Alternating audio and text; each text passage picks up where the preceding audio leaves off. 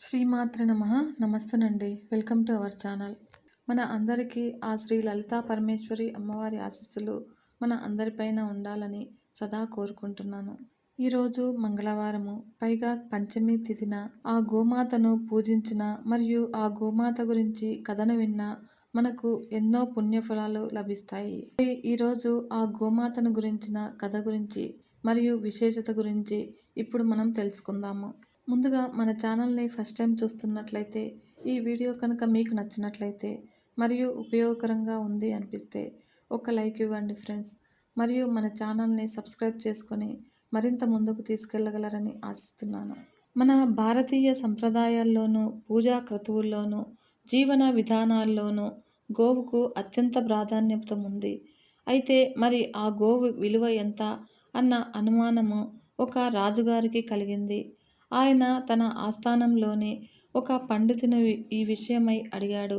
దానికి ఆ పండితుడు ఒక చిన్న కథ రూపంలో గో ప్రాధాన్యతని వివరించాడు. ఆ కథ ఏమిటంటే, పూర్వము చ్యవనుడనే ముని ఉండేవారు. ఆయన 12 ఏళ్ల పాటు నీటిలోనే ఉండే తపస్సు ప్రారంభించాడు. 12 ఏళ్ల పాటు నీటిలోనే ఉండటం వల్ల చుట్టూ ఉన్న చేపలు మహర్షి స్పర్శకు అలవాటు పడిపోయాయి. అలా కొన్నాళ్లకు జాలర్ల వల వేసిన సమయంలో చేపలతో పాటు ముని కూడా వలలో వచ్చారు. దాంతో జాలర్లు తమ తప్పును క్షమించమని మునిని కోరారు. దానికి ఆయన, మీ తప్పేముంది నాయనా, మీ వృత్తి ధర్మము పాటించారు, కానీ మీరు నన్ను, ఆ చేపలను ఎవరికి అమ్ముతారో వారికే నన్ను కూడా అమ్మమన్నారు. దీంతో భయపడిపోయిన జాలర్లు తమ రాజును ఆశ్రయించారు. హుటాహుటిన అక్కడకు వచ్చిన రాజు ఆ మహర్షికి క్షమాపణలు చెప్పుకున్నారు.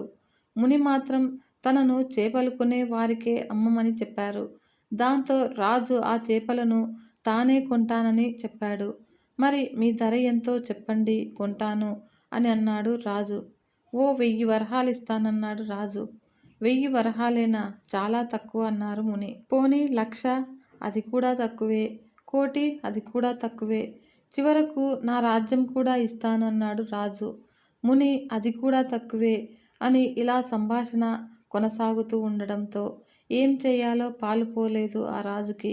ఇంతలో అటుగా వచ్చిన మరో ముని ఓ గోవుని ముని వెలగా నిర్ణయించమని సలహా ఇచ్చారు. అప్పుడు చవనముని కూడా అందుకు సమ్మతించారు. చూశారా, అది గోమాత విలువ. అందుకే గోమాతను ఉత్తమ ధనం అంటారు. గోదర్శనము, కీర్తనము, గానం ఎల్లవేళలా సకల శుభాలు కలగజేస్తాయని ప్రతీతి. గోమాత గురించిన మహిమ గురించి శివుడు పార్వతీదేవికి చెప్పిన కథనం ఇలా ఉంది. గోమాతను పూజించిన సర్వ పాపములు నశించును. గోమాత యందు ఎంతమంది దేవతలు ఉన్నారో మీకు తెలుసా అని శివుడు పార్వతీదేవితో ఇలా చెప్పనారంభించాడు. ఒకానొకప్పుడు పార్వతీదేవి కైలాసమున పరమశివుని భక్తితో పూజించి, నాథ, స్త్రీలు తెలిసి గాని తెలియక గాని ముట్లు అంట్లు కలిపిన దోషము, పెద్దలను బ్రాహ్మణులను భక్తులను దూషించిన దోషము, పరులను హింసించిన దోషము, పరులను హింసించిన పాపము ఏ విధంగా పరిహారమగునో చెప్పవలసినదిగా ప్రార్థించగా, ఆ దయామయుడగు పరమశివుడు, ఓ పార్వతి, గోమాతనందు సమస్త దేవతలు కలరు. అట్టి గోవును పూజించిన సర్వ పాపములు నశించును. ఆ గోమాతనందు పాదములు రుణపితృదేవతలు, గొలుసులు తులసీదళములు, కాళ్లలో సమస్త పర్వతాలు, మారుతి కూడా కలరు. నోరు లోకేశ్వరము, నాలుక 4 వేదములు, భ్రూమధ్యంబున గంధర్వులు, దంతాన గణపతి, ముక్కున శివుడు, ముఖమున జ్యేష్ఠాదేవి, కళ్ళలో సూర్యచంద్రులు, చెవులలో శంకు చక్రాలు, కొమ్ములలో యమ ఇంద్రులు ఉన్నారు. కంఠమున విష్ణువు, భుజమున సరస్వతీదేవి, రొమ్మున నవగ్రహాలు, మూపురమున బ్రహ్మదేవుడు, గంగడోలున కాశీ ప్రయాగలు నదులు ఉండును. ఉదరమున పృథ్వీదేవి, వెన్నున భరద్వాజ, కుబేర, వరుణ, అగ్ని మొదలగు దేవతలు ఉన్నారు. ఉదరమున సనక సనంద సనత్కుమారులు, తోకన చంద్రుడు, తోక కుచ్చున సూర్యకిరణములను తోలు ప్రజాపతి, రోమావళి త్రిశంకోటి దేవతలు, పిరుదులయందు పితరులు, కర్రి కావేరి బోలు, పాదుగు పుండరీకాక్షుని పోలు, స్తనాలు 7 సముద్రాలు, పాలు సరస్వతీ నది, పెరుగు నర్మదా నది, నెయ్యి అగ్ని బొడ్డున శ్రీకమలము, అమృతం కడుపులో ధరణీ దేవతలు, గోపచింత గంగా, యమున ప్రయాగ త్రివేణి నదులు తీర్థము, గోమయంలో శ్రీ మహాలక్ష్మి కలదు. గో పాదధూళి సమస్త పుణ్యనదులు తీర్థముల కన్నా గొప్పది. కావున ఓ పార్వతి, గో మాహాత్మ్యము వర్ణనను ఉదయం పఠిస్తే బ్రహ్మహత్య మహాపాతకాలన్నీయు తొలగును. ప్రతి అమావాస్య నాడు పఠిస్తే 3 నెలల మహాపాపములు తొలగును. నిత్యము సంధ్యవేళ పఠించిన శ్రీ మహాలక్ష్మి అనుగ్రహము కలుగును. గోవును ఎవరైతే మనస్ఫూర్తిగా పూజిస్తారో వారు 3 తరాల పితృదేవతలు తరించెదరు. గోవుకు తృప్తిగా మేత, శనగలు, బెల్లము తినిపించిన సమస్త దేవతలు తృప్తి పడెదరు.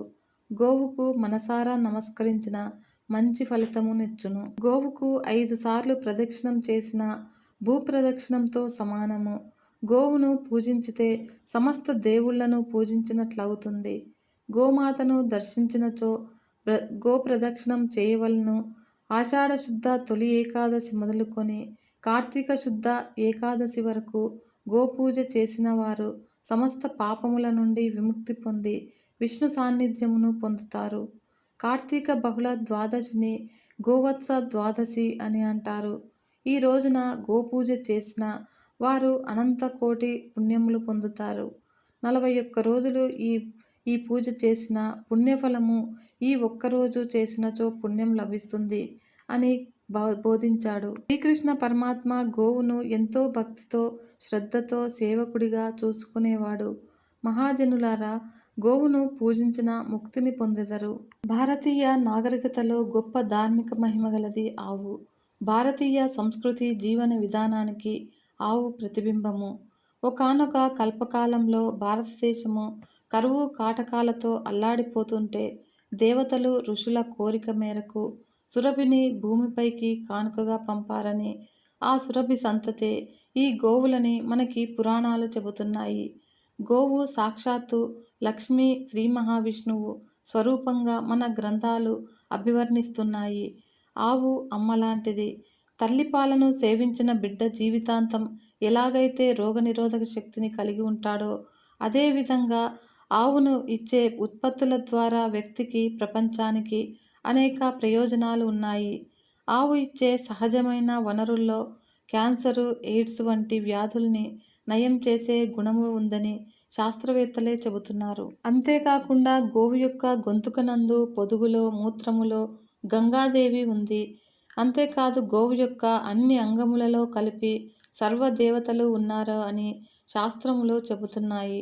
గోవు యొక్క మలమూత్రములలో పెన్సిలిన్ ఉంది అని నిరూపితం అయింది. అటు శాస్త్రపరంగా ఇటు సైన్స్ పరంగా చూసిన గోమాత గొప్పదనము అంతా ఇంతా కాదు. ప్రతి పూజకు ఆవు పాలు ఎందుకు అంటే వైదిక ధర్మం కావాలని చెబుతుంది. పురోహితులు ప్రతి పూజకు ఆవు పాలు, పెరుగు, నెయ్యి ఖచ్చితంగా కావాలి అని శాస్త్రము ఆవు పాలు తప్ప వేరేవి సమ్మతించరు. గోశాలలకు విరాళం ఉన్నంతలో మనము మన బాధ్యతగా అందించడము మన కర్తవ్యము. స్థలము కేటాయించే దానగుణ సంపన్నులు, వృత్తితో పాటుగా అభిరుచి ఉన్నవారు గో సంరక్షణ శాలలో కొంత సమయము కేటాయించడము ఆవశ్యకము. ఏ ఊరినందు అయితే గోశాల ఉంటుందో ఆ ఊరిలో ఉన్న ప్రజలకు శని బాధలు ఉండవు అని శాస్త్రవచనము. విష్ణువుకు గోవులంటే చాలా ఇష్టము. అందుకే ఆవు పాలతో పూజలు చేయడం ద్వారా లక్ష్మీ కటాక్షము సిద్ధిస్తుందని ఆయన అన్నాడు. గోదాన ఫలం అంతా ఇంతా కాదు. గోదానము చేసిన వారికి సర్వదోష నివారణ, సకల సంపదలు అందుతాయి అని మన పురాణాలు మరియు శాస్త్రాలు చెబుతున్నాయి. తెలుసుకున్నారు కదా ఫ్రెండ్స్, గోమాత గురించి మరియు గోవు యొక్క విశిష్టత గురించి. సర్వేజన సుఖినో భవంతు. లోకా సమస్త సన్మంగళాని భవంతు. నమస్తే.